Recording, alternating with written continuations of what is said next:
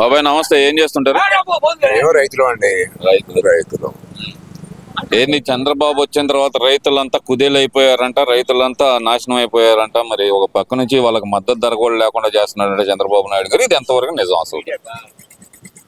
మద్దతు ధర లేకుండా చేస్తున్నాడు, రైతులంతా కుదేళ్ళు అయ్యారు అని వీళ్ళు ప్రచారం చేస్తారు. జరుగుతుంది చెప్తున్నారు, మరి జగన్మోహన్ రెడ్డి గారే చెబుతున్నారు. లాస్ట్ ఇయర్ అండి పొగాకు ఎవడో కొనకపోతే మార్కెట్ ని పెట్టి గవర్నమెంట్ కొని ఇప్పుడు కూడా సరుకు గోడాల్లోనే ఉంది. ఇప్పుడు కూడా ఆ పొగాకు సరుకు గవర్నమెంట్ తరఫున గోడాల్లోనే ఉంది. మిరగాయలు రేటు, పత్తి సిసిఐని పెట్టి మద్దతు ధరకి ఇప్పుడు కూడా కొంటానే ఉన్నారు. రైతు మద్దతు ధర లేక కుదేలు అవుతున్నారు అని చెప్పేసి వీళ్ళు ఈ తాడేపల్లి ప్యాలెస్ లో కూర్చొని ఈ ఛానళ్ళ ముందు మాట్లాడటమే. రైతుల దగ్గరకు వస్తే రైతుల దగ్గరకు వచ్చి ఇదే మాటలు వాళ్ళు మాట్లాడితే రైతులు చెబుతారు వాళ్ళకి సమాధానం. గత ప్రభుత్వం 5 ఏళ్లలో ఈ రైతులు పడ్డ అగసాటు అంతా ఇంత కాదు. అందుకనే 151 సీట్ల నుంచి 11కి తెచ్చాం. ఆ బాధ పడలేకనే ఎక్కడ 151, ఎక్కడ 11. ఈ గవర్నమెంట్ లో రైతులు కుదేళ్ళు అయ్యి ఆ గవర్నమెంట్ లో అందరం ఎక్కుంటే 11 ఎందుకు వచ్చాయి నీకు? అసలు మాట్లాడే మాటకు ఒక తలా తోక ఉండాలి కదా.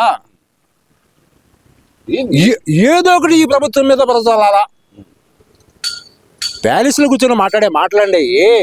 మీరు ప్రజల్లోకి వస్తే, రోడ్డు మీదకి వస్తే, అక్కడ కూర్చొని మీరు మాట్లాడే మాటలు ఇక్కడికి వచ్చి మాట్లాడితే ఆ ప్రజలు చెబుతారు మీకు సమాధానం. రండి. అట్ట కాదు, మీరేమో ఆ మాట అంటున్నారు. గత ప్రభుత్వంలో మేము అధికారంలో ఉన్నప్పుడు రైతులకి ఎరువులు, పురుగు మందులు, విత్తనాలతో సహా ప్రతి ఒక్కటి సమయానికి అందించాం. ఇప్పుడు ఈ కూటమి ప్రభుత్వం వచ్చిన తర్వాత యూరియా కూడా అందించకుండా రైతులని ఇబ్బంది పెడుతుంది కూటమి ప్రభుత్వం అంటున్నారు కదా. ఎవరికంటే యూరియా అందంది? ఎవరికి యూరియా అందంది? సొసైటీల ద్వారా ప్రతి ఒక్క ఊరికి మేము ఈ పూట ఫోన్ చేస్తే మరుసటి రోజుకి యూరియా లోడ్లు వచ్చినాయండి.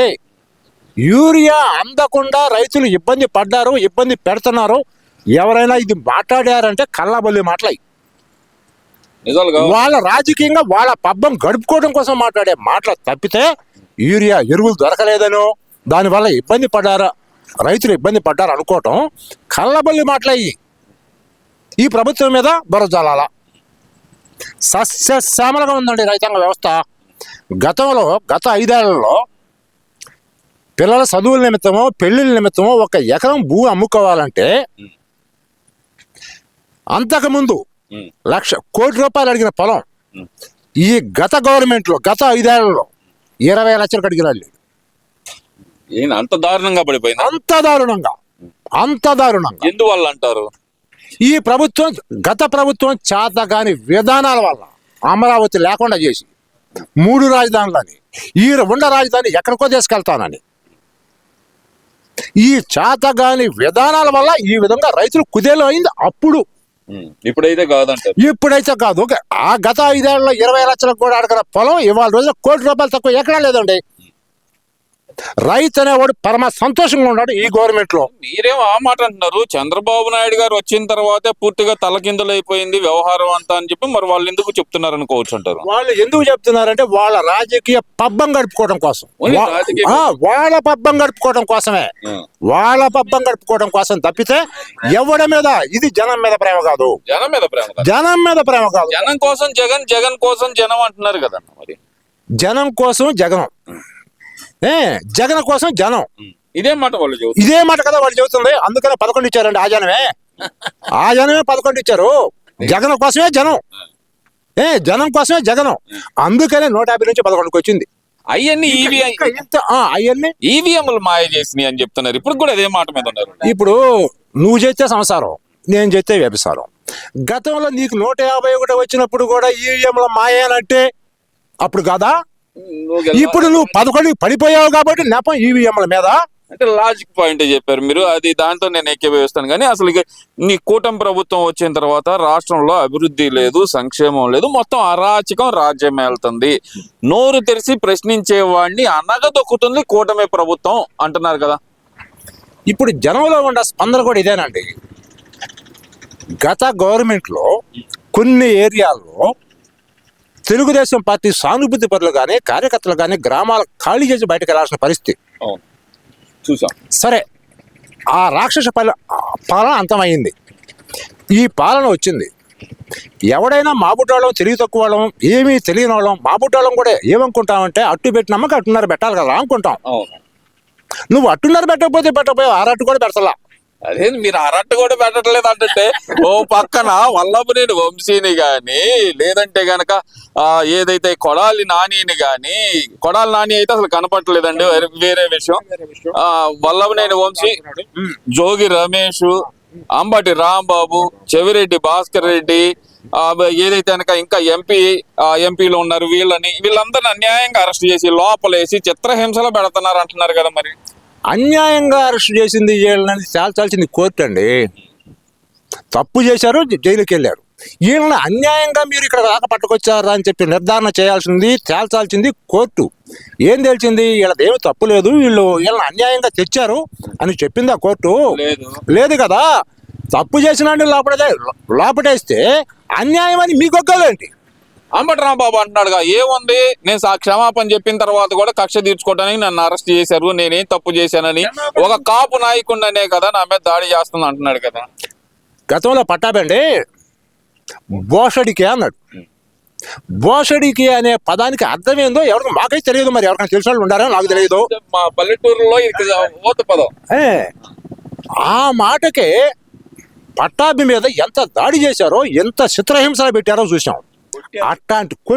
అట్లాంటిది మొన్న అంబటి రాంబాబు నా కొడుకుని రమ్మను, ఆ లంజా కొడుకుని రమ్మను, ఇట్లాంటి భాష మాట్లాడితే నువ్వు ఒక ప్రజా ప్రతినిధివి, ఒక ప్రజా నాయకుడివి, ఇక నిన్ను ఆదర్శంగా తీసుకొని నీ ఫాలోవర్స్ ఎట్టుంటారు? మరి ఇట్లాంటి కూడా లోపటేయకుండా వాడికి ఏమైనా సన్మానం చేయాలా? అంటే ఇక్కడ అంటుంది ఆయన ఏంటంటే ఏదైతే చంద్రబాబు నాయుడు గారు కానీ టీడీపీ కానీ అధికారంలో ఉంటే కాపుల మీద దాడి జరుగుతుందని ఒక ప్రచారం మొదలు పెట్టారు కదా. మరి దాన్ని ఎలా చూడాలంటారు? ఇప్పుడు కాపుని కమ్మని చేల్చాలండి, చీలిస్తే గానీ వీళ్ళ పబ్బం గడవదు. మాకే వీళ్ళతో సంబంధం ఏమంటే మేము లెక్క కూడా వేసుకోవట్లేదు, వాళ్ళు ఎవరైనా కలిసి ఉంటే మాకేమైంది అనే మాట మరి వాళ్ళు అంటున్నారు. మీరేమో చేల్చాలని అంటున్నారు, ఎలా చూడాలంటారు? మరి ఇప్పుడు కాపు కమ్మ కలిసి ఉంటే మాకేంటి, మాకు వచ్చిన ఇబ్బంది లేదు అనే ఆలోచనే మీ ఆత్మలో ఉంటే మీరు ప్రశాంతంగా ఉండే. కాపులు ఐక్యంగా ఉండారు, కాపులు కమ్మలు ఐక్యంగా ఉండారు. వీళ్ళ ఐక్యానికి రావడానికి కూడా కారణం ఏంటంటే ఒక రకంగా జగన్ చేసిన మేలే. కాపుల మీద విపరీతంగా దాడి చేసి విపరీతంగా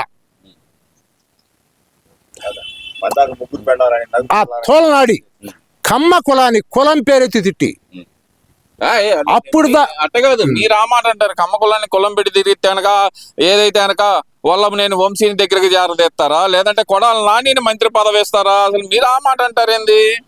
వాళ్ళు తోలుబొమ్మలండి. వాళ్ళ అవసరం కోసం వాళ్ళు ఉండారు అక్కడ, ఈడు అవసరం కోసం ఉంచుకున్నాడు అంతే. అవసరార్థమే.